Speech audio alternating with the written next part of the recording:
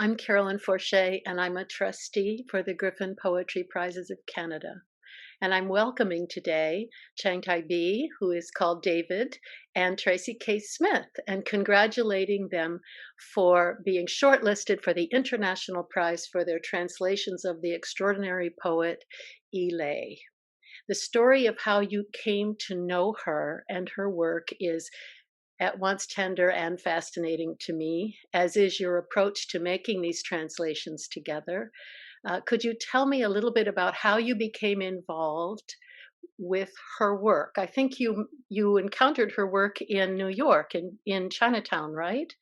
I Tracy? did, yeah. David has a different relationship with Yi Lei, which I'll be eager to have him talk about. But it was my Chinese translator put me in touch with Yi Lei on the eve of one of her visits to New York and said, "You have to meet this poet. You have something in common with her."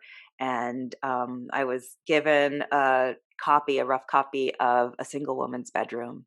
So I read the poem and I had just given birth. I was, wasn't really doing anything, but I read that poem and I said, I must meet this poet. This is an amazing soul on the page. Wonderful. David, And David, tell yeah. us how you encountered her work. Yeah, so I had a very different story. So actually, my aunt was one of Leo's best friends since childhood. So in the year 2012, she told me that Leo was looking for a Chinese translator to translate her poems into English. And meanwhile, she told me some of her extraordinary life experiences, which really made me very interested to read Leo's poems. Later, when I visited Lily in her house, actually she gave me her latest Chinese poetry collection as a gift. So coincidentally, those days were were the nadir of my life. I was feeling fettered by overwhelming forces coming from all facets of my life. So they were so too strong for me to get away from. So physically shackled from pursuing what I thought to be meaningful and beautiful, I had the urgency for pursuit of spiritual freedom. So I still stern, encourage myself to keep stepping forward. It was like I was trapped in a picture cave, and urgently need to figure out the way out. So suddenly, all of a sudden, I felt a ray of sunlight shining in from a crack, and I started to read Gillis' poems because her words are direct, powerful, and full of energy. So her strong desire to shake off constraints, gradually quench my thirst for freedom. So it should be like the very beginning of how I started translate Eli's poems. That's very liberating. I want to tell everyone that you are coming to us at 3 a.m. from China, and we want to thank you for either Thank staying you. up late enough or rising early enough to be with us. It seems to me from reading your wonderful translations that Yi Lei had a tremendous political significance at the time, particularly when she published um, her first poem, "A Single Woman's Bedroom." Would either of you like to comment on that? Absolutely. David, do you want to give us a little frame of reference in terms of the social politics in China in the 80s? So in 1980s, actually, during that period of time, so Eli published that famous poem called a single woman's bedroom. So it became immediately it became very popular with young people.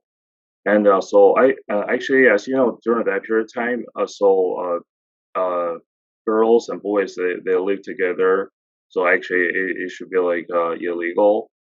I mean, before marriage. Okay, so uh, just after shortly after that poem was published was published, actually, it was criticized.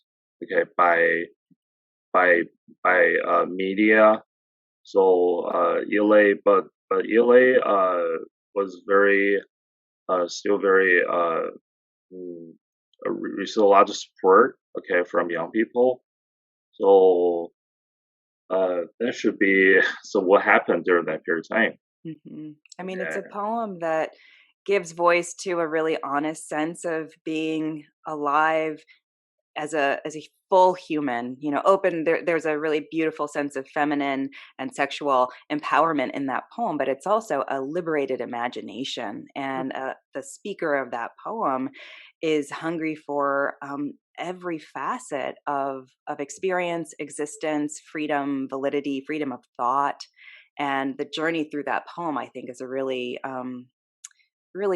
beautiful and inspiring and defiant gesture, especially when we situate it in a time when even just the fact of living together outside of marriage was illegal, or when a woman, as happened, a woman going to get a pregnancy test who was unmarried would be, made to feel ashamed by her doctor. So this was really new and defiant stuff.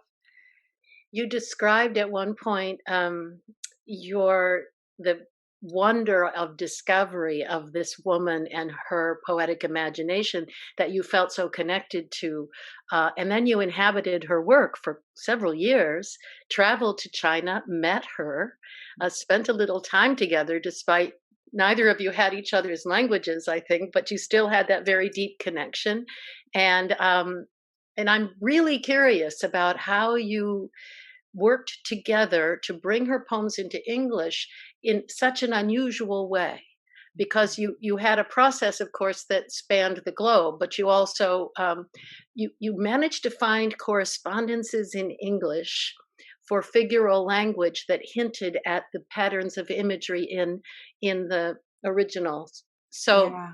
could you talk about that process a little bit? Yeah. So I was working from a literal translation that David had done. And that gave me, in some ways, a sense of the plot, the actual conditions within the poem. But there was a moment in every poem where I felt that I was trying to find my way beneath that literal surface and into the spirit of the poem. And for me, that happened when images began to accumulate, or when, as is common in Yi Lei's poems, there was an insistent repetition that created, almost a physical sense of urgency. And trying to find a way of being honest or true to that in English, but also creating a sense of familiarity for readers in English was an interesting process. And so I would come up with a version of the poem, and sometimes I would pull something close to a Western context so that a reader wouldn't feel like a tourist in the poem. And so I would say, David, I need you to translate this back to Chinese so that Yi Lei can see what I did and we can talk about her sense of that transaction. So David had probably the most work of anyone in this whole relationship, but he created this two-way conversation for us. And then there were moments where I felt myself to be improvising based on image and sound patterns that I could register in English, but I wasn't sure if I had veered too far from the literal. And she would say, actually, you'd veered more deeply into it by listening to these other aspects of the poem. And that was it was an affirmation, not just of like her voice and my ear working together, but of what poetry does. I think it guides us emphatically to the heart of the matter. David, what was it like for you to be the pivot of this three-way conversation, translating and retranslating? Actually, it's been such a pleasure for me to collaborate with Yi Lei and Tracy, because they are such great poets in the whole world. And so actually, before I started translating, Yi Lei and I had laid down my translation policy. Actually, so which is literal translation.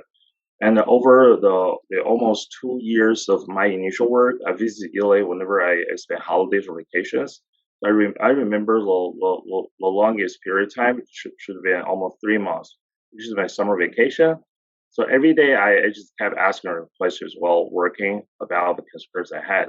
So sometimes they were lexical, because in English there are more than one word, okay, denoting one basic meaning, though they were slightly different from one another. So I had to think about which one can most accurately express what Yi Lei wants to say. Sometimes they were about tenses because English tense system is quite different from its Chinese counterpart. So in which tenses are almost vague. I mean, in Chinese tense system, so they're always vague, not very clear, not indicating specific tense. So in that case, I need to ask Yi Lei what tense it should be like. So during the breaks, she just told me about her thoughts, her life experiences, her philosophy, so which deepen my understanding and perception of her poems. So in the whole process of translation, actually, Yi Lei hoped that so I could keep a complete image of her DNA as a poet in terms of wording, language style, and images. So actually, so after my translation, so Tracy, Yi Lei, and I had we joined a workshop. I don't know whether Tracy, do you remember that in Beijing, Beijing Normal University, actually where we.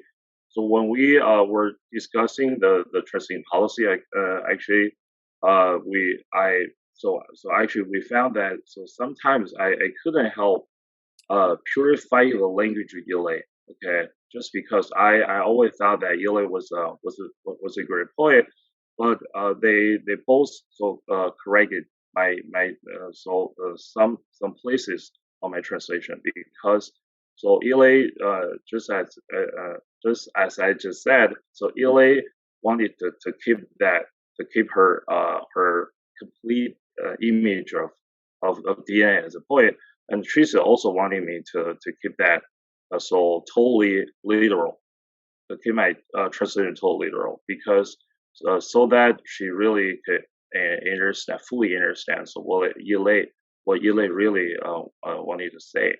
So it's a very interesting detail, Uh-huh. and yeah. So I still think that this collection, so this work should be a phenomenal work ever since.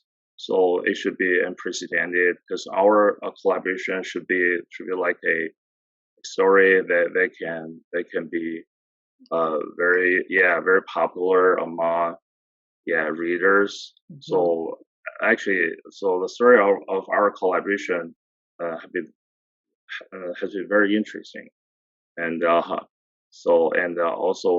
very meaningful. Yeah.